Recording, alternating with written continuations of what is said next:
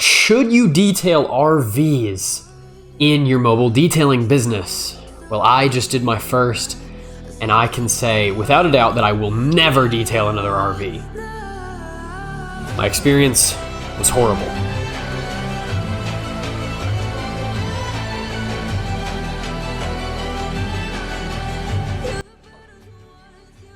All right, y'all, it's Hudson with Archer's Mobile Detail, and today we're talking about why you shouldn't be detailing RVs in your mobile detailing business. Now, first, take note that this is just my personal opinion. If RVs fit into your business model, that's fantastic. But I want to recount a story for you of the first time that I detailed an RV, which was a couple weeks ago. So for a while, I've always said when someone calls me, I get maybe 1, 2, sometimes 3 calls a month asking about RV detailing, a wash and a wax, that sort of thing. And I always tell them no, because my expertise is in cars and I don't want to have to deal with something that I've never done before, and I just don't want to have to deal with a vehicle that is that big. Another reason I don't usually do RVs is because there are 2 types of people that need their RVs detailed. One are the people that just have RVs that they take their family out on the weekends for camping trips, that sort of thing. 2 are people that actually live in RVs. And some of these people live in RVs to save money or because they just like road tripping a lot, and that's all fine. But then you also have people that genuinely all they can afford is to live in the RV. And that's fine as well, but you have to be able to differentiate the kinds of clients that you want in your business. I don't want to be dealing with people below a certain price bracket because 1, sometimes they're a little harder to deal with, and 2, they usually can't afford the service that I want to provide. And I want to be able to meet the client where they're at and provide the highest quality service for a price that matches that service as well. So I've always told people, no, I don't do RVs. But one of my maintenance clients reached out to me a couple weeks ago and said, hey, I have a friend that needs his RV detailed. Would you be interested? I told him I usually don't do RVs, but because it's your friend, we'll give it a shot.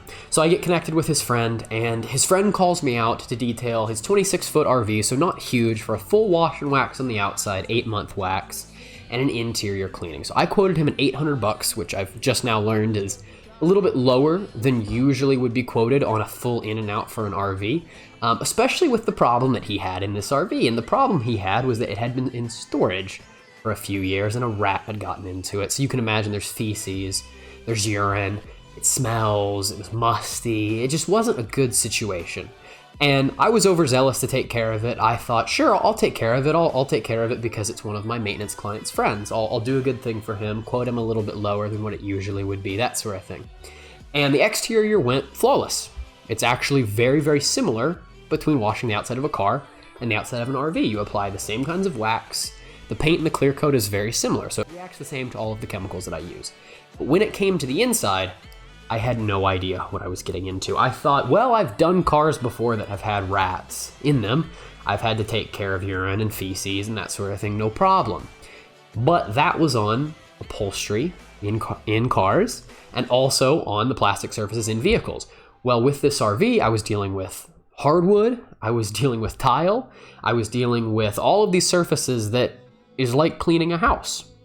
And turns out, the car detailing chemicals that I would use don't really get the job done. Now, the job wasn't done poorly. It looked phenomenal. It didn't smell anymore. And what really counted was the fact that the poop was gone. And it didn't smell, and it was disinfected and in a good place for him to be able to take his family into the RV. Well, when it's time for me to show him the vehicle, he comes in and takes a look, and he notices a few areas that I missed. No problem. I always make sure that the client tells me what I miss so that I can touch it up for them if there was anything that I missed. I touch some things up for him. He comes back out and finds more nooks and crannies that I had missed that still had some rat droppings, that sort of thing.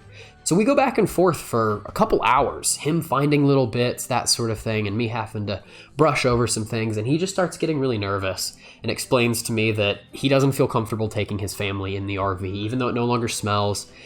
He says that he honestly believes that I could be in there for many, many days and there would still be areas that I would miss just because of the extent of the job and that I'm not used to detailing RVs. So he decides to tell me, hey, let me pay you, go home, I'll get someone else to take care of the inside. The outside looks great. So I ended up feeling bad, and I told him, I'm like, let me make sure that I take care of everything for you. I'll be here all day if I have to. And he just is adamant that I stop, that I take a break, and that he thinks that he needs to call someone else with more expertise for the inside of the RV. So I go into his office. It was in the back of his business park. So I go into his office to take payment, and I say, well, sir, I feel bad that the job didn't come out to your expectations. So I don't want to charge you the full $800. I know you liked the outside, but the inside wasn't really my expertise. I think I was a little bit overzealous on this one. I'm going to let you choose what you want to pay today. And obviously he was a very kind guy and completely understanding. So he paid me the full $800. He insisted that he wouldn't pay me any less. So it was a good experience that I had with him, but also a learning experience I had with the RVs. I don't believe that the same skills that you learn when detailing cars can be applied to detailing RVs. Now, on the outside, it absolutely can. You can offer a wash and wax service for RVs. That's something that people need about once a year, so there's plenty of demand for that. As far as the inside, it's like cleaning a house, which sounds obvious, but I was a little bit overzealous to take care of it. So overall, my opinion now is I'm no longer going to be servicing RVs, just like I had stated to myself before. Even if there's friends, family, that sort of thing that need it done, I'm not going to do it. Maybe if I get a good offer for one, someone's willing to pay high dollar for just the exterior service, I can do that. But personally, I don't think that RVs fit into my business model, and I don't think that they fit into the mobile detailing business model as well. And if you're looking at detailing RVs in your business, please take caution, make sure you have the right skills, and don't get yourself into things that you can't take care of. All right, thanks for watching, guys. Make sure you subscribe to the channel, give it a like, and follow my mobile car detailing journey. Peace.